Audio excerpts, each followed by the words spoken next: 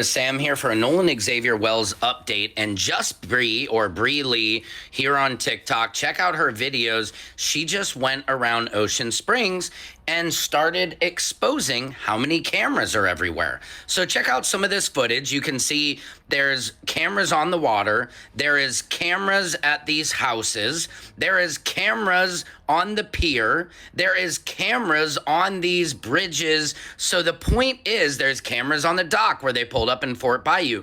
The point is, where is all of this footage? Why are these businesses not coming forward? Maybe they have come forward and we as the public just don't know. Of course, this is all on the ledge of allegedly, as we know.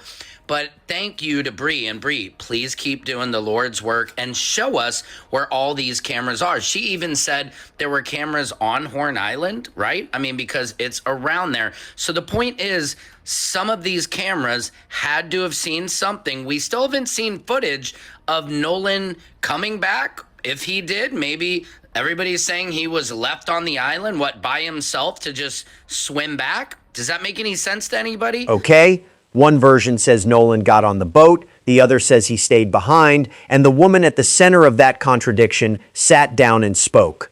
So before I break any of this down, I need you to hear her words first, because once you do, you'll understand why this case is far from closed. Get some more information about the female Nolan allegedly stayed behind to holler at and find out what happened there. All right. So the girl's name is Katie. And what happened with Katie? We've got this article here that talks a little bit about some of what's being reported happened while Nolan was on the island. So the mystery deepens when looking at a conflicting accounts given by people who were last seen with Nolan.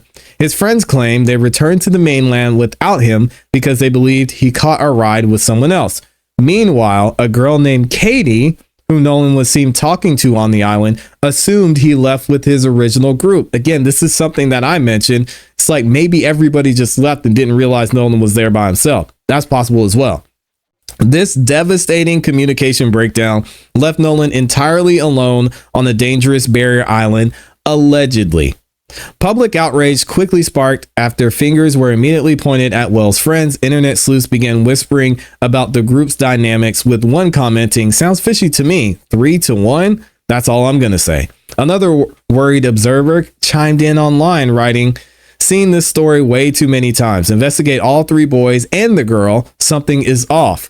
Katie McCormack, 19 years old, from a few towns east of Ocean Springs. And here's the thing. Katie says Nolan told her he was getting on the boat, getting back on with his boys. But the boys, they say he didn't get on. They say he stayed behind with her. That is a direct contradiction. Both statements cannot be true. And somewhere in between those two versions, an 18-year-old ended up dead. His body was found 2 days later on the shore of that island. No witnesses have publicly reported seeing him after 4:30 p.m. on July 4th. Think about that. An island full of people, hundreds, boats everywhere. Phones out, everybody recording, and after 4:30, nobody saw Nolan Wells. This is not just a drowning case, this is the story of a gap in time, a gap in testimony, and a gap in evidence that still has not been closed. Now, before we go any further, if this is your first time on this channel, we break down active cases using primary sources, not theories, not reactions, not speculation dressed up as fact. Every claim has a source, and every gap in the record gets named. Here's the question we're sitting with today, and it's not the one most people are asking. Most people are asking, did Nolan drown? That's the wrong question right now, because we have two autopsies. The independent one, commissioned by the family, came back undetermined, pending investigation. The official state autopsy is complete, but the results are sealed. So nobody outside of law enforcement actually knows the cause of death yet. The real question is this: why do the last people who saw Nolan alive tell a different story than the woman they say he stayed behind for?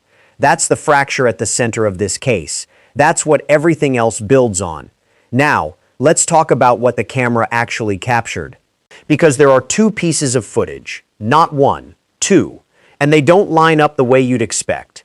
The first video, reported by TMZ, was captured on Horn Island at 11:17 a.m. on July 4th. before the island got crowded. At the end of the clip, a boat called Mac Daddy comes into view. That boat appears similar to the vessel in previously released footage, which metadata showed was recorded later that afternoon at 2:23 p.m. In that footage, a young man wearing swim trunks matching those Nolan was photographed wearing earlier that day can be seen aboard the boat with friends. So now you have two timestamps, 11:17 a.m., 2:23 p.m., both potentially placing Nolan on or near the same vessel. But here's where it gets complicated. Neither video has been independently verified by law enforcement. Officials have not publicly confirmed that the boat shown in either recording is the same vessel connected to Nolan's disappearance.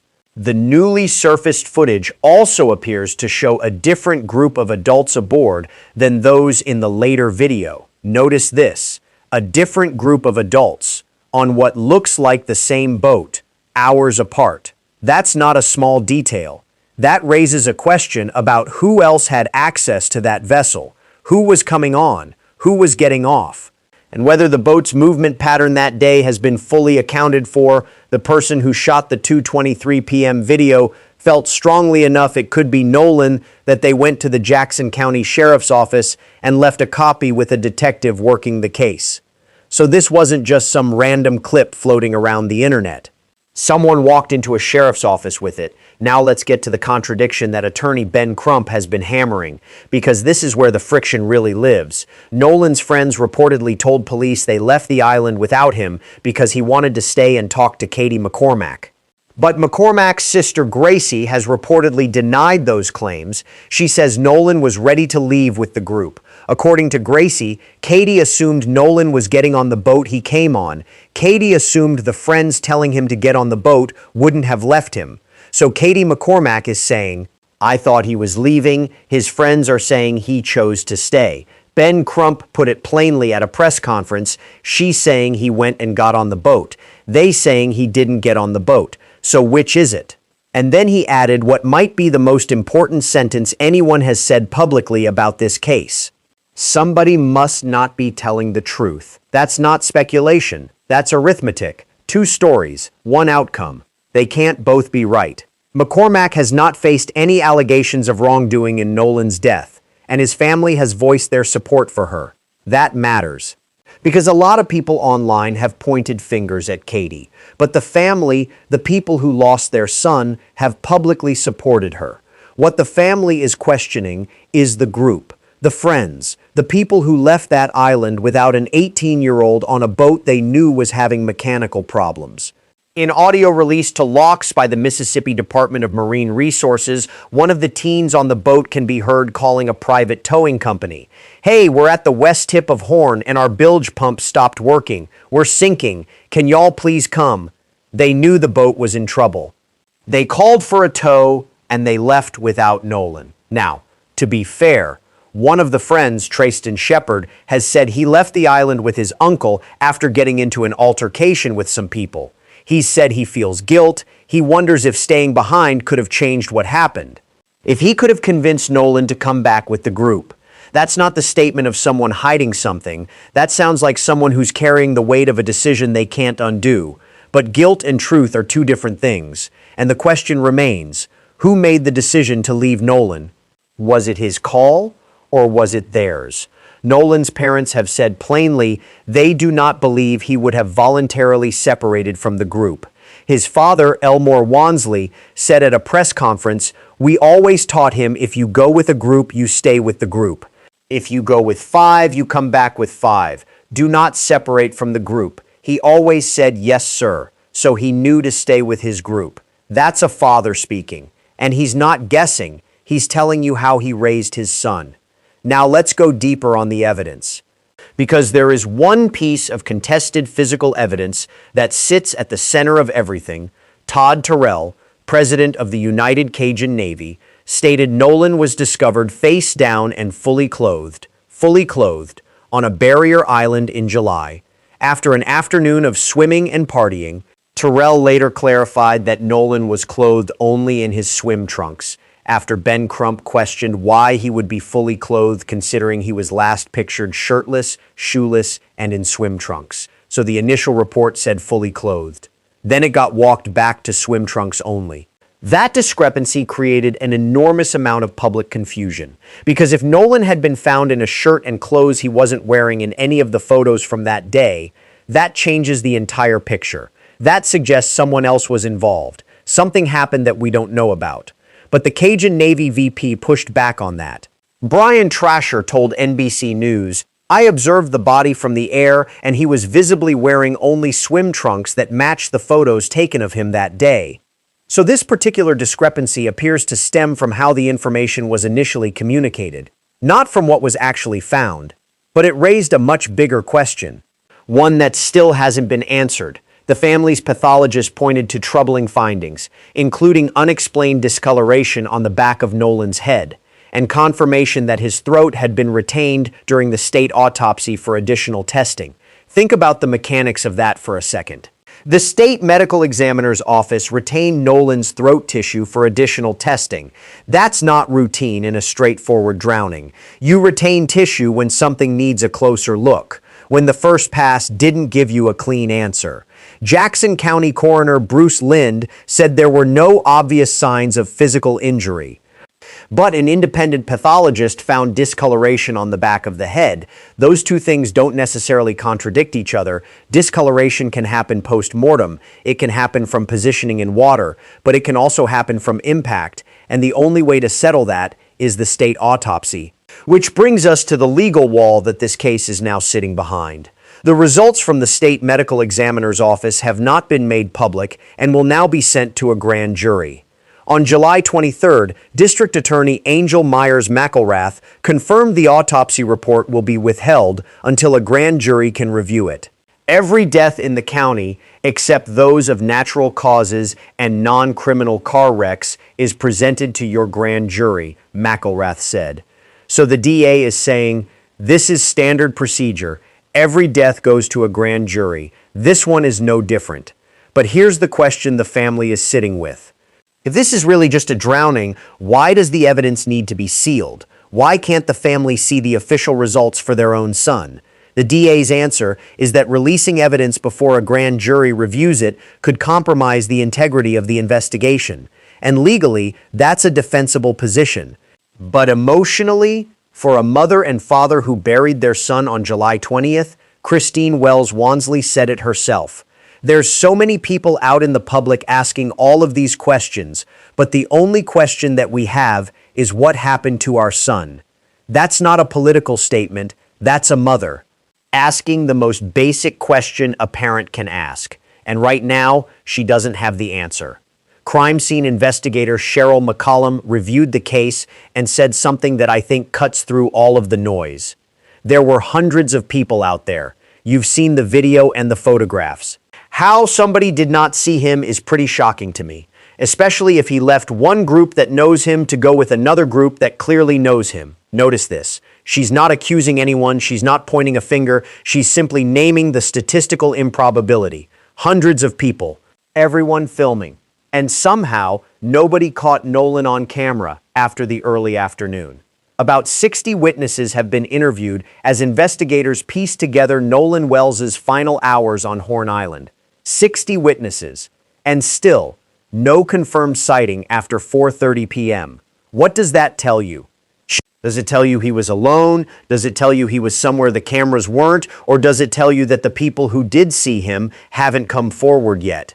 We don't know, and I'm not going to pretend we do, but I'll tell you what the evidence supports right now. There is a window of time from roughly 4:30 p.m. on July 4th to the morning of July 6th when a park ranger found his body. That's approximately 38 hours, and in that window, Nolan Wells is invisible. No phone activity, no confirmed sightings, no video, no photos, nothing. An 18-year-old on an island where everybody had a phone in their hand, vanished from the record for 38 hours. But then a camera on Horn Island captures this. A boat called the Mac Daddy at 11:17 in the morning, hours before everything fell apart. And a young woman says, "I know what happened. He was going to get on the boat." The question is, did he? Now I want to bring in a voice that carries weight, because up to this point, we've been looking at the evidence. The videos, the contradictions, the sealed autopsy. But evidence without interpretation is just data. What does it actually mean? The independent autopsy found the cause of death undetermined, pending further investigation. And the forensic pathologist who performed it, Dr. Roger A. Mitchell Jr., raised specific questions. How did Wells enter the water? Were there any neck injuries? Was there brain bleeding? And what was found in his stomach? Those are not generic questions. Those are targeted. Those are the questions of a doctor who looked at a body and said, I need more before I can tell you what happened here. And here's the part that should stop you cold. The physician who performed the independent autopsy wanted access to Wells' throat for additional examination, but according to reports, that part of the body was not available during the second autopsy. Think about the mechanics of that for a second. The state performed the first autopsy, they retained the throat tissue. The family's pathologist comes in to do the independent examination, and the one area he specifically wants to inspect isn't there. It was kept by the state. Now, to be fair, retaining tissue samples during an autopsy is not unusual. Medical examiners do it when they need histological analysis, when they need to look at tissue under a microscope. It doesn't automatically mean something sinister. But what it does mean is that the independent pathologist was working with an incomplete picture. He said so himself. He acknowledged multiple limitations in his report, so the family paid for answers. And the answers they got were, we can't be sure. Not yet. Not without the piece the state kept. That's the wall this family is hitting, at every turn. Not a refusal, but a delay. Not a denial, but a deferral. And I want you to hold that thought, because it connects to something bigger. Notice this. A newly completed independent analytical review of photographs, videos, GPS coordinates, and witness accounts concludes that the available evidence still leaves a material gap in the timeline between Wells' last independently corroborated sighting and the reported departure of the boat that transported him to the island. The 22-page report stresses that it reaches no conclusion about criminal or civil responsibility and instead identifies evidence investigators may still need to resolve. A 22-page report. And the conclusion? There's a material gap, not a theory, not a suspicion. Documented, sourced, analytical gap in the evidence. That phrase is important. Material gap. In legal terms, that means the missing information is significant enough that it could change the outcome of the analysis. It's not a minor detail. It's not an unimportant footnote. It's material. And right now, no one has filled it. Now, here's where this case takes a turn that I don't think most people expected. More than a month after Nolan's body was found, two of his friends returned to Horn Island. Warren Hudson and Jax Patalo went to the island to investigate the layout and dynamic, according to their attorneys. The attorneys said they were on the island for about 3 hours. It was a very emotional afternoon for Warren and Jax, the attorneys said in a statement. Let me slow down here, because this is significant on multiple levels. These are two of the friends who were reportedly with Nolan that day. They've hired attorneys. Their lawyers say they are completely innocent young men who had nothing whatsoever to do with the tragic death of Nolan Wells. And now they're going back to the island with their legal team to look at the layout. What would you do with that information? On one hand, you could read it as transparency, as young men who want to help, who want to show they have nothing to hide, who are cooperating in their own way. On the other hand, you could ask why their attorneys need to see the island's layout if their clients simply left a friend behind who chose to stay. I'm not going to tell you which read is correct. That's not my job. My job is to show you both and let you sit with it. But here's what I will say. Hudson, Patalo, and Seymour were part of a fundraiser claiming they have been targeted with death threats and defamation as the case intensifies. Their legal team is reportedly reviewing mainstream and social media coverage of Wells's death for allegedly defamatory statements. In the wake of Wells's death, his family and some families of those who knew the 18-year-old say they have received threats amid intense public scrutiny. And 3 people, none of whom appear to know Wells, have been charged with threatening a witness, a judge, and local officials connected to the case. So now we have threats going in every direction. The family is getting threats, the friends are getting threats. A man from California was arrested for making a social media threat toward Chancery Court Judge Ashley Cole, who is the mother of one of Wells's friends. The Attorney General said they are cracking down on people making threats during the investigation. This is what happens when a case goes national before the evidence goes public. The vacuum gets filled with fury, and fury doesn't care about facts. It picks a side and attacks, and the people who suffer most are the people closest to the truth, on all sides. Now let's talk about what the family is actually asking for, because this gets lost in the noise. They're not asking for a conviction. They're not asking for a specific person to be arrested. They're asking for a process that treats their son's death seriously. They're asking for transparency. They're asking for the information that any parent would want. At the funeral, Christine Wansley said her son had such a gentle, calming spirit about him. She described her 18-year-old as protective and nurturing, noting that he hoped to have 3 daughters one day. Think about that. An 18-year-old boy already dreaming about being a father, already thinking about the kind of dad he wanted to be. His parents described their son as a warm and gentle presence, a gifted athlete, and a role model to his younger siblings. He had a way of making people feel seen, welcomed, and valued, his mother said. Obituary says he especially disliked seeing his mother cry and would do everything within his power to comfort her, and that his greatest gift was not found in his athletic ability or academic accomplishments, but in the kindness he freely gave. That's who we're talking about. That's who didn't come home. And what does justice look like for this family? Ben Crump said it directly. Until we get answers, until we get to truth, until we get to justice, we're going to stand up and we're going to keep ringing the justice bells for Nolan Wells. Reverend Sharpton said, "There's too many unanswered questions. We can't have someone in law enforcement saying there was no foul play before there was an investigation." And that right there is one of the sharpest criticisms leveled at this investigation. The authorities have been criticized after Sheriff John Ledbetter initially said they did not suspect foul play. Before the autopsy, before the grand jury, before 60 witnesses were interviewed, the sheriff's office signaled nothing to see here. Now, to be fair, the DA's office has since made clear this case is being treated as a priority. The Jackson County District Attorney's Office has said it will present the case to a grand jury once the Sheriff's Department investigation is complete. The DA's office said convening a grand jury does not mean there is any criminality and is standard procedure for most unnatural or suspicious deaths in the county. So where does this case legally stand right now? Let me be precise. The official autopsy has been completed by the Mississippi State Medical Examiner's Office. The findings will not be made public. Instead, the report will be presented to a grand jury as part of the ongoing investigation. The DA previously said withholding the report follows standard procedure. No one has been charged. No one has been named a suspect. No one has been named a person of interest. The investigation is active and ongoing. Ben Crump's legal team continues to pursue its own investigation. Forensic audio specialists are reviewing the complete sea-tow emergency call from July 4th, while ocean engineering experts are examining how Wells' body came to be recovered near the northwestern tip of Horn Island. Notice this, ocean engineering experts.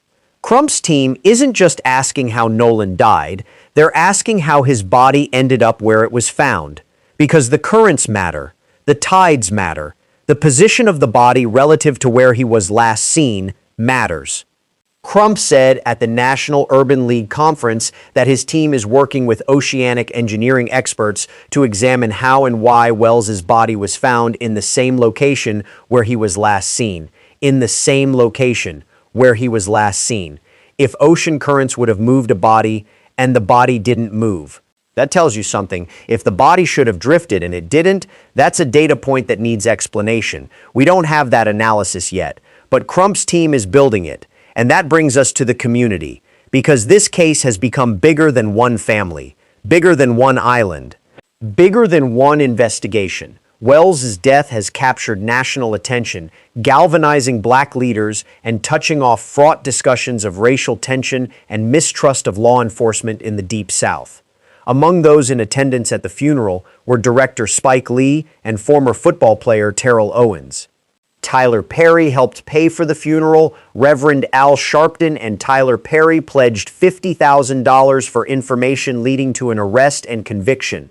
Byron Allen donated $100,000 to the family's fundraising campaign, while Colin Kaepernick funded the independent autopsy. This isn't just a local story anymore. This is a national conversation about accountability, about what happens when a young black man dies under unexplained circumstances in Mississippi, about whether the institutions tasked with finding the truth will actually find it. Sharpton invoked the history. The reason why a lot of people in the nation are looking at this Nolan situation is that we've looked at history in Mississippi. Some of us remember what happened in Mississippi, Sharpton continued, and whether you think race is central to this case or incidental to it, the family has a right to ask the question, the community has a right to demand answers, and the investigation has a responsibility to be thorough enough that when those answers come, they're believed. Because here's what I keep coming back to. Remember the boat from earlier, the Mac Daddy, captured on camera at 11:17 in the morning? There are now multiple independent investigations running simultaneously, the sheriff's department, the DA preparing for a grand jury, Ben Crump's forensic team, and now the Friends' own attorneys doing their own site visit. 4 separate tracks, all converging on the same 38-hour window. And in the middle of all of it, one question that still hasn't been answered. Did Nolan Wells get on that boat, or didn't he? Katie McCormack says he was going to. His friends say he stayed. And somewhere between those two versions, an 18-year-old ended up dead on a shoreline. One of his friends told CNN, something that sticks with me. I've never known Nolan to stay back while his friends leave. He's always been a guy where if he rode with you, he's going to come back with you. That's always how he's been every single time. Every single time. Until this time. His obituary said it best. To know Nolan was to witness goodness in its purest form. An 18-year-old kid who made his family salmon the night before he left. Who hugged his parents. Who kissed them goodbye, who dreamed about being a dad. And right now, his mother is waiting for a piece of paper from the state that will tell her how her son died. A piece of paper she's not allowed to see, because it's going to a grand jury first. Christine Wells Wansley said, "The only question that we have is what happened to our son. That is still the question. The grand jury will review the evidence, the forensic teams will finish their analysis, the oceanic engineers will report on the currents, the audio specialists will finish with the CETO call, and when all of that is done, either the gap gets filled or it doesn't. But this channel will be here either way. We will follow this case until there are real answers, not theories, not speculation, answers that are grounded in evidence and accountable to the truth, because Nolan Wells deserved to come home on July 4th. And since he didn't, the least the system owes his family is the reason why.